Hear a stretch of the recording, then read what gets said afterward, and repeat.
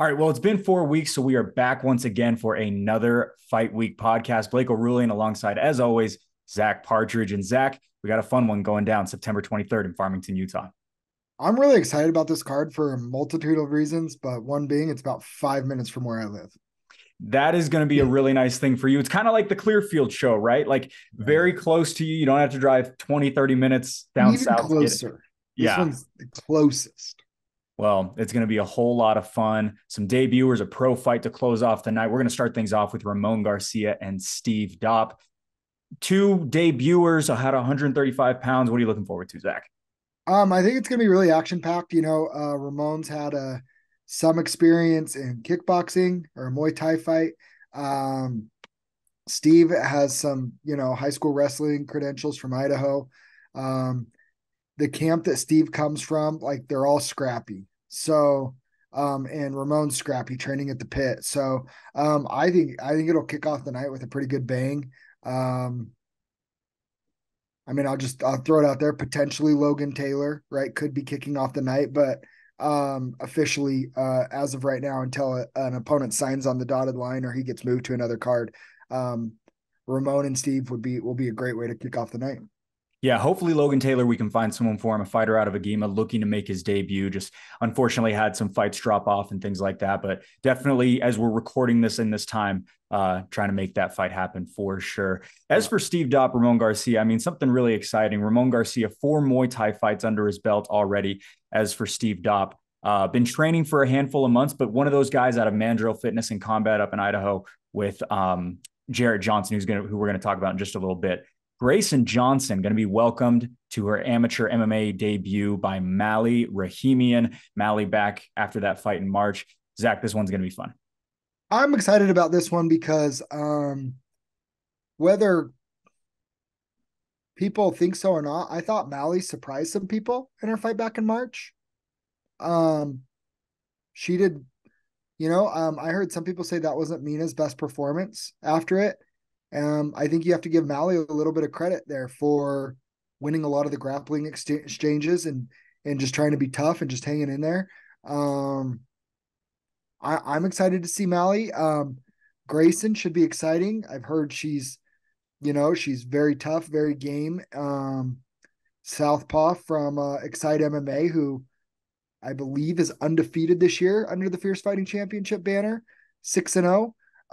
So every time they've had a lot of success here at Fierce. Lastly, Lacey Vasquez got her hand raised at the Maverick Center a couple weeks ago. So excited to see Grayson, see where she's at. And I know Mally's been training really hard and been very diligent and consistent.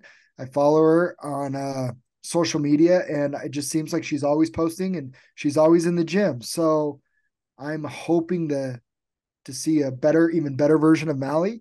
And I'm excited to see what Grayson brings to the table.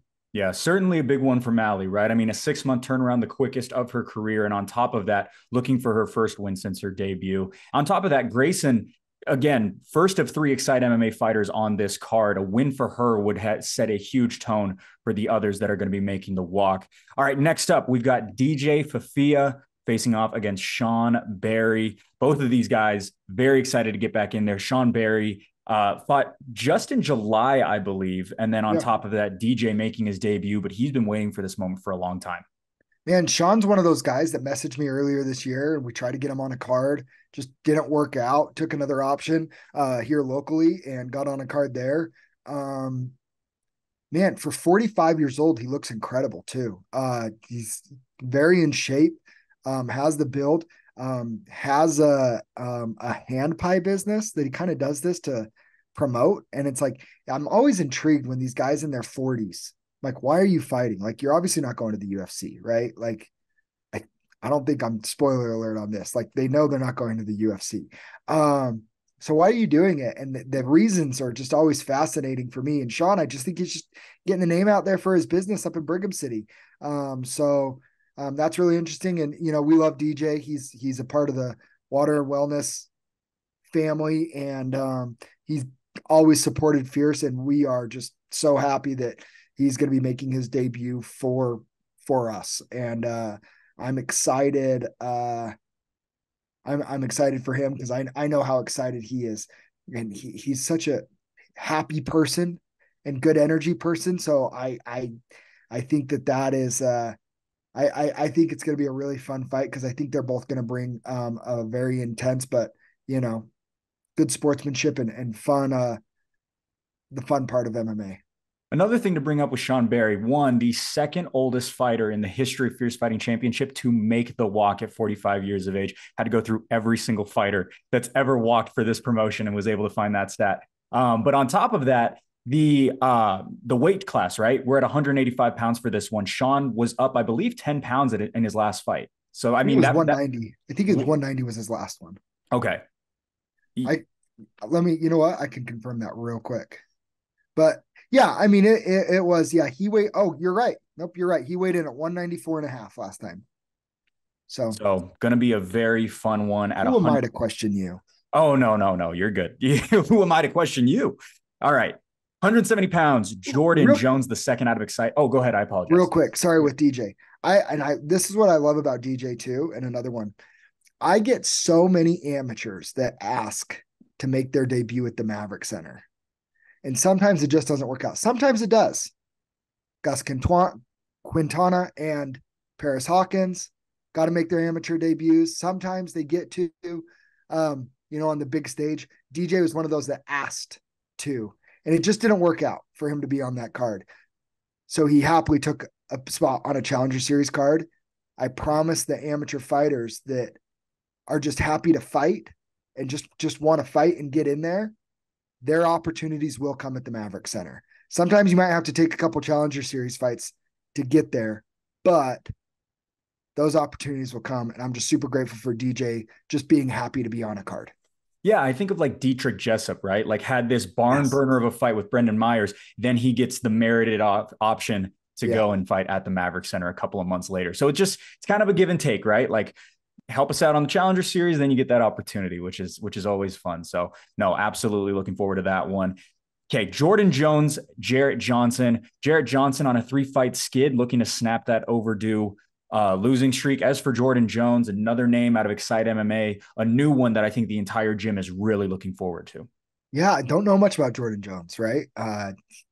Stays pretty quiet, but he's another guy out of Excite MMA. And when the Excite MMA team says, "Hey, we have a fighter for you," usually it's Carson Hardman that reaches out to me. And when he says we have somebody ready, they're usually pretty ready, right? Another one with same with Grayson, who's making their debut, but pretty ready. Jarrett, he is on a 3-fight skid, but at the same time, like some tough guys, right? Jeremiah Andrew, Jeremiah is a stud. Like he's in our title mix for a welterweight title, is at 3-1, took a really tough fight there. Dom Vidro, just kind of one of the performances of the night at that last Idaho show. Who saw that coming, right? So we'll see. We'll see where he is. I just think Jordan's one of the, or I'm sorry, forgive me. Jarrett is one of those guys. He's just really tough and just trying to get as much experience as possible. Looking to see if I think it's more mental with him. He talked about his last fight. I could hear him saying, like, gosh, he apologized to his coaches because he said, I just didn't do what we practiced. Like I just got in there and just everything took over and I just didn't do it. So I'm interested to see what work he's been doing to see if maybe he can stick to his game plan a little better, listen to his corners better, and not just kind of get emotional in there or maybe not emotional. It's not the right word, but stick to the game plan. And on top of that, very active too, right? This is his 3rd fight since February of this year. Been really, really in the rotation. And, and same thing with Mally. I think being more active will bring success, even if even if it wasn't this one or whatever, that pays dividends eventually if this is something that you want to do. Nate Reinhardt, George Frady headlining the prelims. Nate Reinhardt coming off of a dominant performance over Dustin Larson. George Frady looking to get that first win under his belt, considering his 2nd fight. Yeah. One thing that was interesting, we had to pull out with Nate. Unfortunately, a scheduling conflict, so his original opponent couldn't come up. George hit us up.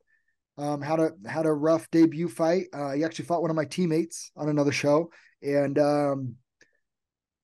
but he weighed in at 141 for a featherweight fight. So little, you get that with these guys sometimes that don't belong to a specific gym and have more I don't know, unique ways of training, training bodies and stuff like that. But he thinks that, fighting at 135 is the answer to have a better performance. Nate's a pretty tall task though, to try and, welcome him to the bantamweight division. Nate's a stud. And I think that, but I think Frady's down to scrap. And anytime you get two people that are just down to scrap, it's entertaining. I will say for George, in his debut, he took some massive shots and did not go down. He was in the fight up until it was called off. Never went down. Nope. Never went down. So he's a tough kid. And that does something to somebody's psyche, right? When you're hitting them with clean shots, what does it do to the person landing those clean shots? Do they start doubting if they can get them out of there or make them vary from the game plan? Something you see in young fighters. His original opponent, my teammates, stayed very composed in his fight, got the job done. So we'll see. We'll see where Nate's grown.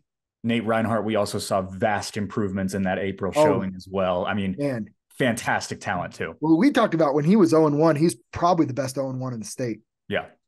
100%. Kid's a stud. Headed into this main card, Lane Dalton coming in from Eagle, Idaho, Tyler Call. Zach, we've talked about this one behind the scenes, and this might be the fight of the night. This is going to be an interesting one.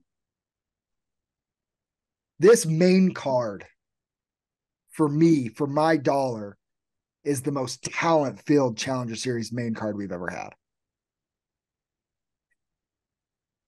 Tyler Call is somebody that would probably be normally flirting around that co-main event area, not kicking off the main card. But like, if you talk about positions you want to be in, you want to be the last fight on the prelims, you want to be kicking off the main card, or you want to be the main event, co-main or main event.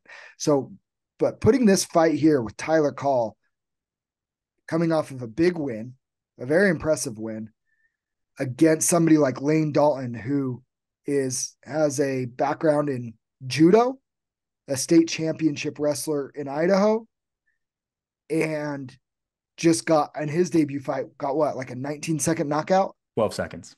12-second knockout. So he's heavy-handed to go along with his grappling. Tyler's fought some really, really tough competition himself. I'm very, very excited for this fight.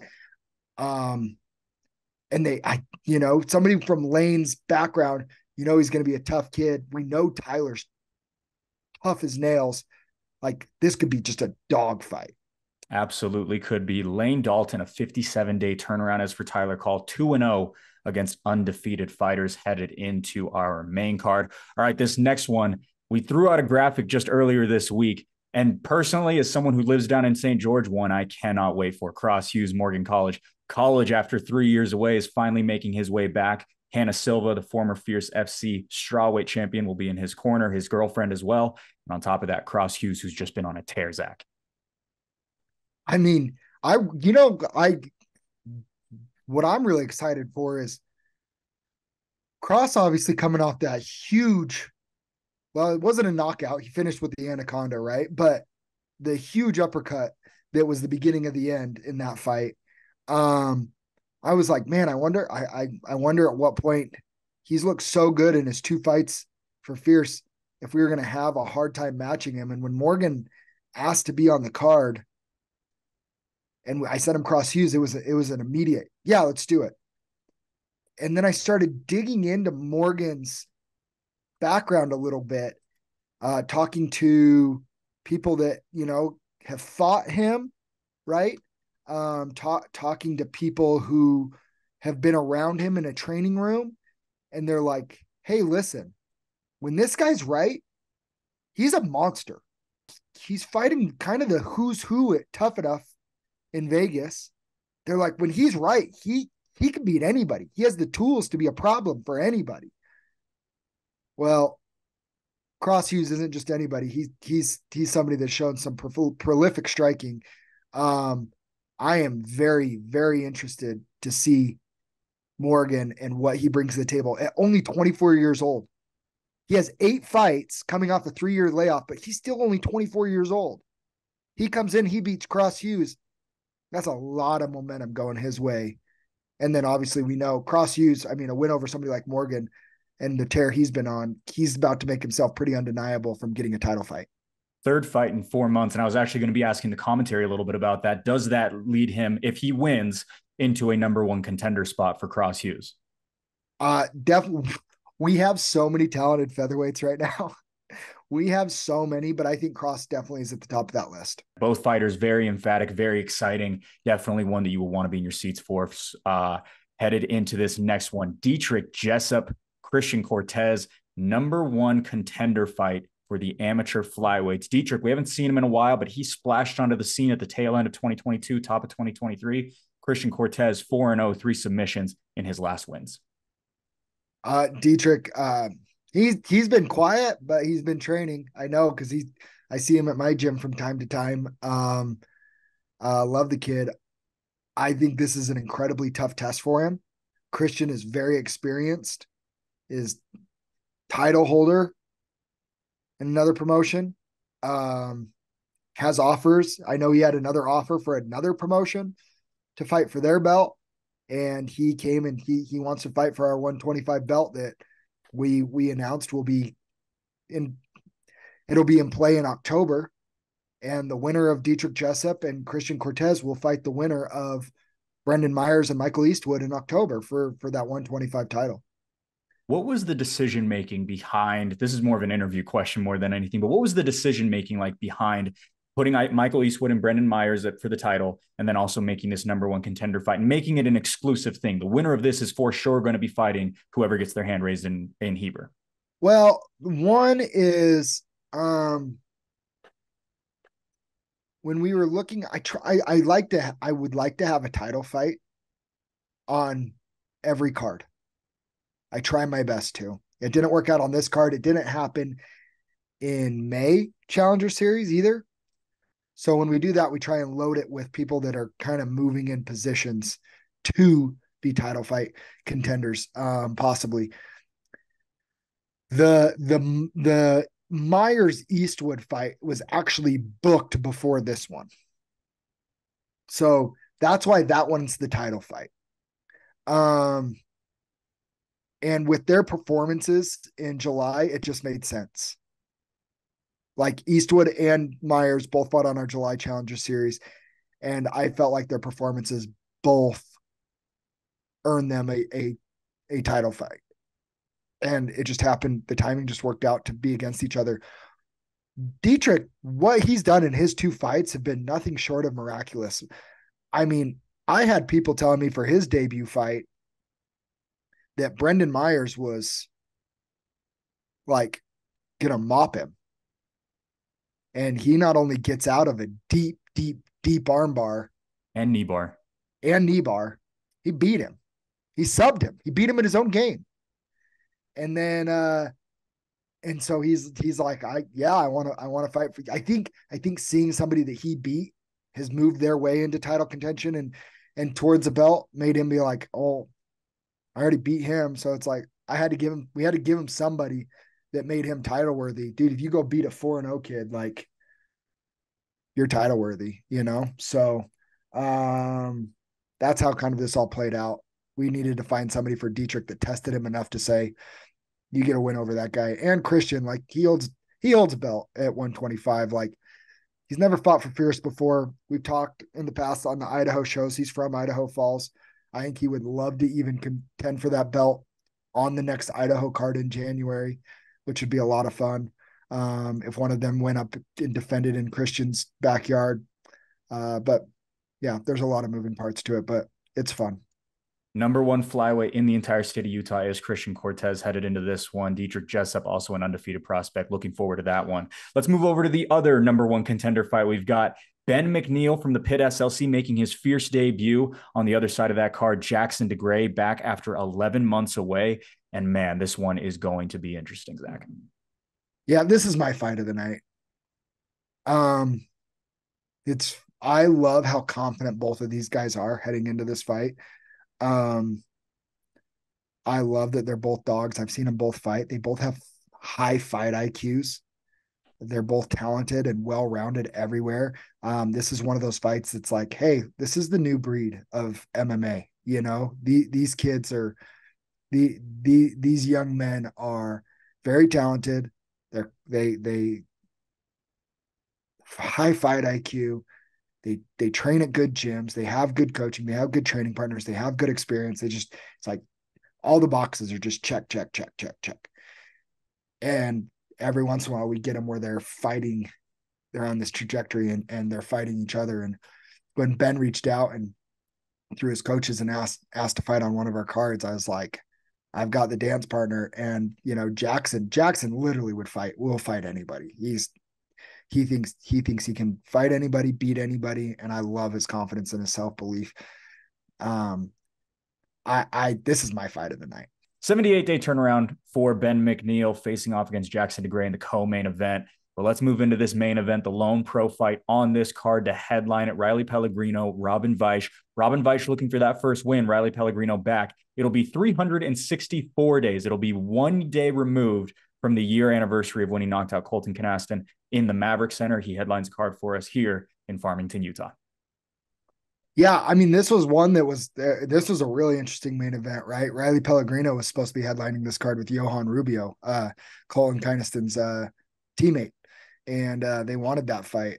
Riley had a lot of things to say after, and Johan's gym wanted that, and unfortunately, Johan suffered an injury, and we wish him a speedy recovery, and we're excited for his return when he's ready to make it. And then Robin's original opponent took another fight for another organization and didn't tell us and thought he could just do both. So he got bumped off the card. So there's a lesson. There's a lesson for fighters. If you think you're going to violate your contract and take another fight for another promotion, that's a pretty good way to never get invited back. Luckily, they were both scheduled to fight at 155 and 165. And we talked to Robin and his coaches about it, and they agreed to just do it at 165. They're both 155ers.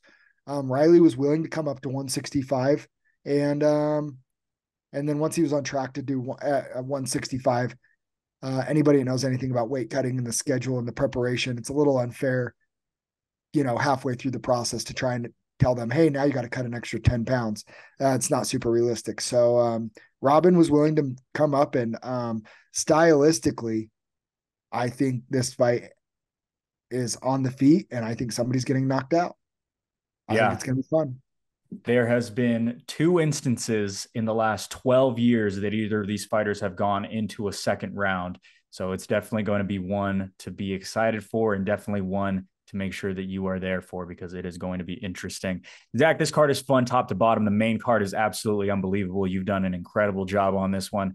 But I didn't tell you that we were going to do this, but I do have to ask you just a couple questions headed into your fight, man. Oh, how are you feeling? Crown Fighting Championship going down the week following, September 30th, down here in St. George, in my neck of the woods. It's going to be great to be there as just a fan, but just wanted to ask you a little bit about how you're feeling, how your preparation has gone, and things like that.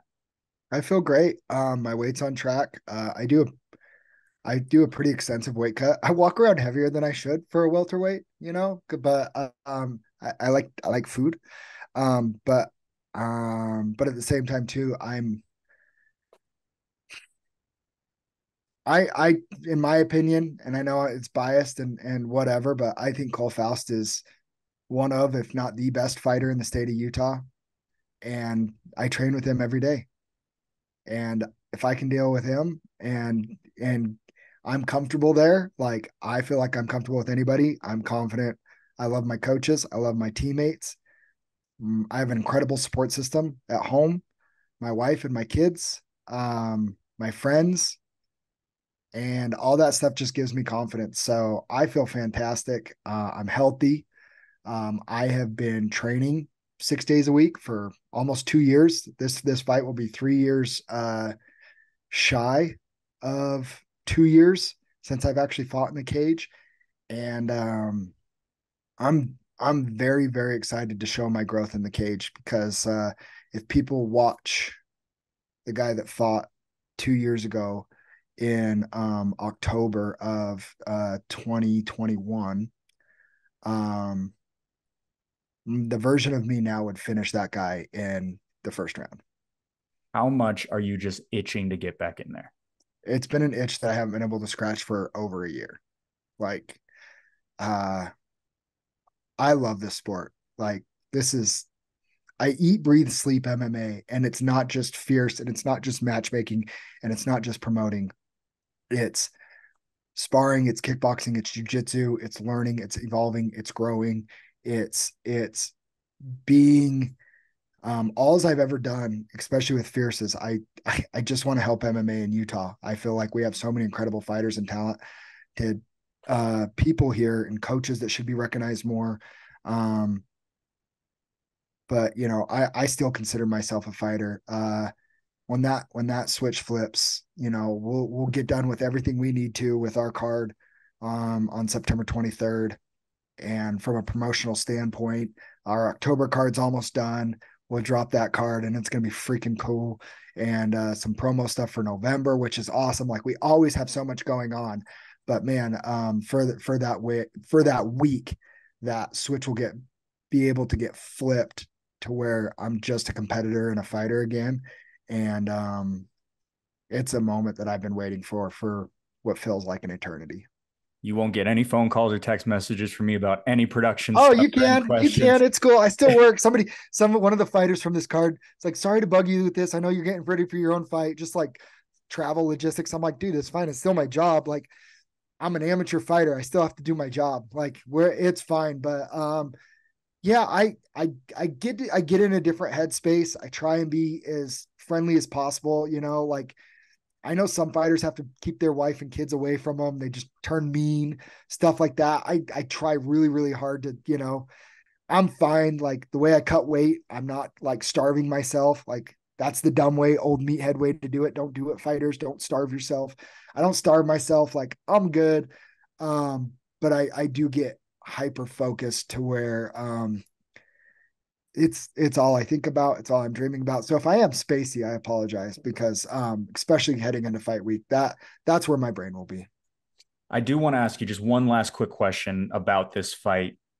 2 years ago, you weren't a promoter to the extent that you are now. And so I'm curious, how has your current, day-to-day job of running a promotion changed your perspective in being a fighter now, making the walk in a couple of days? Um, it hasn't, because um it hasn't, from being a promoter. Like, I think that's what's made me like able to build the relationships I have as a promoter with the gyms, is I'm very sympathetic and empathetic to the fighters and what they go through. So I understand that. And I think that's an advantage I have other promoters and other promotions around the country, is ones that didn't fight. Like, I get it. Like, you know, like Logan Taylor, like, I get what he's going through. He has family that's coming to town. Like, I'm working my butt off to try and find him something, because I get it. Right.